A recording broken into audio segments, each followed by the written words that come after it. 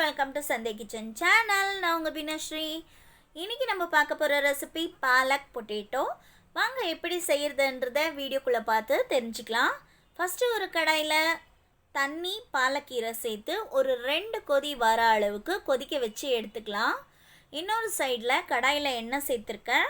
Medium சைஸில் cut பண்ணி வச்ச உருளைக்கிழங்க நல்லா டீப் ஃப்ரை பண்ணி எடுக்க போகிறோம். டீப் ஃப்ரை வேண்டான்னு நினைக்கிறவங்க பாயில் பண்ணி கூட நீங்கள் கட் பண்ணி சேர்த்துக்கலாம். இப்போது பாலக்கீரை கொஞ்சம் கூட தண்ணி இல்லாமல் வடிகட்டி எடுத்தாச்சு.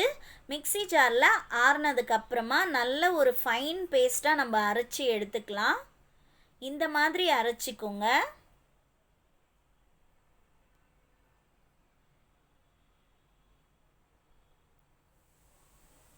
இப்போது நம்ம உருளைக்கிழங்கு கூட ரெடி ஆயிடுச்சு. இதையுமே எடுத்து சைடில் வச்சிடலாம்.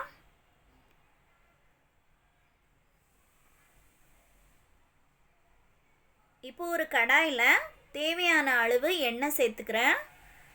எண்ணெய் நல்லா காஞ்சதுக்கப்புறமா கட் பண்ணி வச்ச பூண்டை ஆட் பண்ணிக்கோங்க. நல்லா கொஞ்சம் வதங்கட்டும். இந்த ரெசிபி பார்த்திங்கன்னா ரொம்ப ஹெல்த்தி அண்ட் டேஸ்டியாக இருக்கும். ரொம்ப குயிக்காக செஞ்சிடலாம். குழந்தைங்களுக்கெல்லாம் அப்படியே ஒரு பவுலில் போட்டு கொடுத்தீங்கன்னா சாப்பிட்ருவாங்க. ஏன்னா பொட்டேட்டோ ஆட் பண்ணியிருக்கோம்.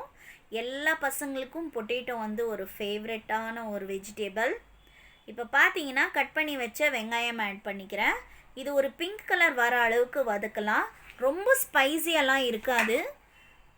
மீடியமான ஒரு டேஸ்ட்டில், சூப்பரான டேஸ்ட்டில், மீடியமான காரத்தில் இருக்கும். இப்போ பார்த்தீங்கன்னா வெங்காயம் இந்த அளவுக்கு வதங்கினா போதும். உங்களுக்கு காரம் எந்த அளவுக்கு தேவையோ அந்த அளவுக்கு மிளகாய்த்தூள் சேர்த்துக்கோங்க. அதுக்கப்புறமா கரம் மசாலா ஆட் பண்ணிக்கோங்க. கரம் மசாலாவுக்கு பதிலாக நீங்கள் சிக்கன் மசாலா யூஸ் பண்ணலாம். பிரியாணி பவுடர் கூட யூஸ் பண்ணலாம். ஃப்ளேவர் சூப்பராக இருக்கும். இது எல்லாமே எண்ணெயில் கொஞ்சம் வதக்கலாம், பச்சை வாசனை போகிற அளவுக்கு. இந்த அளவுக்கு வதங்கினா போதும். இப்போ நம்ம பாலக்கீரையை பேஸ்ட் பண்ணி வச்சுருந்தோம் இல்லைங்களா, அந்த பேஸ்ட்டை ஆட் பண்ணிக்கலாம். ஆட் பண்ணிவிட்டு நல்லா அந்த மசாலா, அந்த பாலக்கீரை பேஸ்டெல்லாம் ஒன்றா வர மாதிரி கலந்து விட்டுக்கோங்க.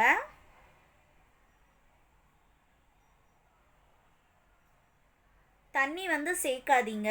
தேவைப்பட்டால் கொஞ்சமாக சேர்த்துக்கோங்க. ரொம்ப தண்ணியாக இருந்தால் நல்லா இருக்காது. இப்போது உப்பு ஆட் பண்ணிக்கிறேன். உப்பு ஆட் பண்ணிவிட்டு நல்லா கலந்து விட்டுக்கோங்க. கொஞ்ச நேரம் ஒரு 5 மினிட்ஸ்க்கு லிட்டை க்ளோஸ் பண்ணி வைக்கலாம். அப்போ இந்த பாலக்கீரையில் இருக்கிற அந்த பச்சை வாசனைலாம் போய் உங்களுக்கு நல்லா அந்த மசாலாலாம் சேர்த்தோம் இல்லைங்களா, அதெல்லாம் ஒன்று சேர்ந்து நல்ல ஒரு ஃப்ளேவர் கொடுக்கும் உங்களுக்கு. இப்போ இந்த அளவுக்கு ஆனதுமே நம்ம ஃப்ரை பண்ணி வச்சோம் பாருங்கள் பொட்டேட்டோவை, உருளைக்கிழங்கு ஆட் பண்ணிடலாம். உருளைக்கிழங்குக்கு பதிலாக நீங்கள் காலிஃப்ளவர் கூட யூஸ் பண்ணலாம்.